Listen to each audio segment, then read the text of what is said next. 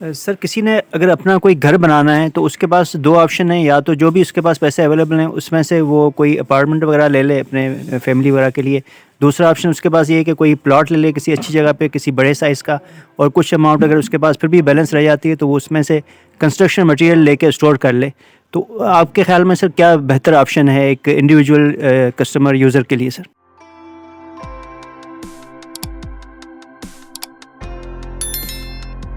बिस्मिल्लाहिर्रहमानिर्रहीम, अस्सलाम वालेकुम रहमतुल्लाहि व बरकातहू।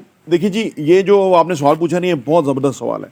और ये सवाल जितना अहम सवाल होता है ना, या जितना इम्पोर्टेंट सवाल होता है आपके केस के अंदर, सिनेरियो के अंदर, उतना ही आपको बहुत फ़ायदा होता है। देखिए, ये तो बाइंग टाइम है, ये तो हर कोई समझता है। अब सवाल ये पैदा होता है कि अपार्टमेंट लें या प्लॉट लें और फिर उसके बाद उसके ऊपर कंस्ट्रक्शन मटेरियल वगैरह ले लें, या स्टील वालों को फिक्स कर दें, पैसा दे दें कि जी मुझे 6 महीने बाद या साल बाद चाहिए होगा, पैसा मैं अभी आपको देता हूँ, तो आपको लॉक हो जाएगा, रेट बढ़ेगा नहीं। अगर बढ़ गया तो आपको पुराने रेट पे मिलेगा, और अगर कम हो गया तो वो आप डिस्कस कर सकते हैं, जो भी है। बहरहाल आपका बढ़ेगा नहीं, कीमतें बढ़ती रहती हैं स्टील की ना। देखिए, इसमें आपको अपनी ना रिक्वायरमेंट का एनालिसिस करना है।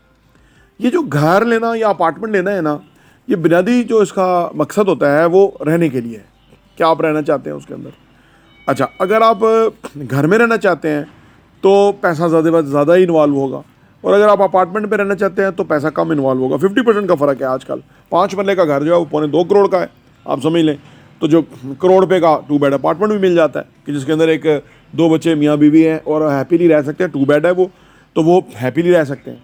अच्छा, ट्रेंड अब याद रहे कि अपार्टमेंट का आ रहा है, घरों का ट्रेंड नहीं है, ठीक है ना। क्योंकि घरों में ये होता है कि आप 2 पोर्शन बना लिया आपने, अब एक पोर्शन में आपका गुजारा हो सकता है, एक में आप किराएदार को घुसाएंगे, वो कभी जाएगा आएगा, और अगर आप खुद रहेंगे तो वो थोड़ा सा वो हो जाता है, यानी आपका पैसा ज़्यादा इन्वॉल्व होता है। क्योंकि हम अपने चैनल पे एक नई तहरीक शुरू की हुई है हमने कि इन्वेस्टमेंट के अंदर अपना पैसा रखें, उससे आपको ज़्यादा फ़ायदा होगा, बजाय कि आप अपने इस्तेमाल में बड़े घर में रहें।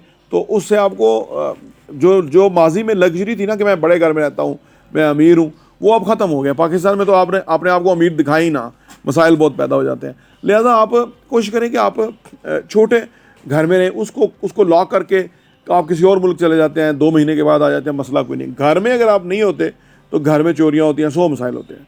तो लिहाजा मैं प्रेफरेबली कहूँगा कि आप अपार्टमेंट को बुक कराएं, और वो भी इंस्टॉलमेंट पे कराएं। इससे क्या होगा कि इंस्टॉलमेंट पे अपार्टमेंट बुक कराने का मतलब फ़ायदा ये है कि अभी आपने 30% देना है, बाकी आपने स्लोली पेमेंट करनी है, और आपकी चीज़ बन रही है, ठीक है।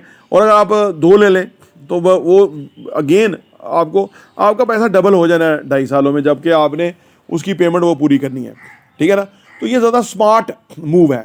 और अगर आपका कल को दिल करे कि नहीं यार अपार्टमेंट ही नहीं रहना, घर में रहना है, तो अगर आपने 2 अपार्टमेंट बुक कराए और उनकी इंस्टॉलमेंट पूरी की, और अपार्टमेंट आजकल बहुत बिक जाते हैं, जो भी अपार्टमेंट आता है बिक जाता है। उसकी वजह यह है कि दुनिया में ओवरसीज़ पाकिस्तानी जो ना वो रहे ही अपार्टमेंट में रहे हैं, और वो महीने का 3-3 4-4 लाख पाकिस्तानी वहाँ किराया देते हैं, और यहाँ तो 50,000 किराए के अंदर वो अपार्टमेंट मिल जाता है। तो वो अपार्टमेंट की डिमांड है। लोग बाहर से जो आते हैं वो दे आर यूज टू, कोई मसला नहीं, वो अपार्टमेंट में रहेंगे।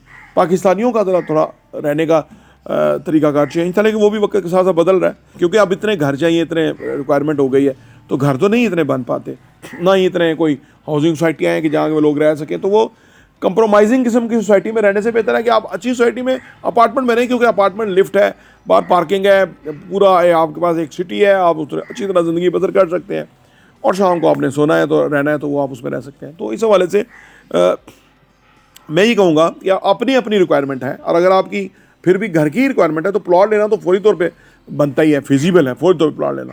और फौरी तौर पे प्लॉट लेके अगर आपके पास पैसा है तो फिर उसको कंस्ट्रक्शन तरफ चले जाए।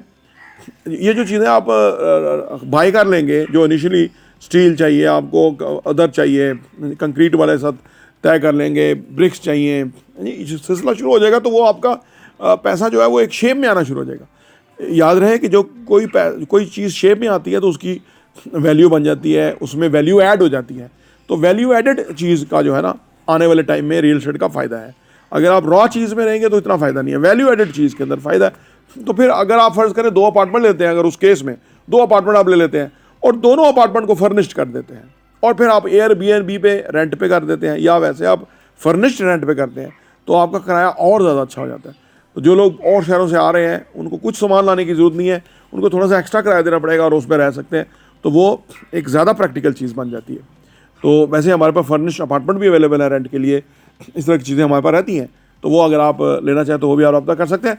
यहाँ मैं आपको ये बताऊँ कि ये जो टाइम है इसको मिस ना करें। अगर किसी के पास कोई भी पैसा है, इसको मिस ना करें, पैसे को इन्वेस्ट कर लें, क्योंकि वो फिर मार्केट फोर्सेस जो है वो उसकी जेब में पैसा प्रॉफिट की शक्ल में डालेंगी, और वो वेरी सून होने वाला है। इलेक्शन होने ही वाले हैं किसी भी सूरत में, और इलेक्शन के बाद जो है एक ओवरऑल सिनेरियो फिज़ा चेंज हो जाएगी, और इससे ही आपको फ़ायदा होगा।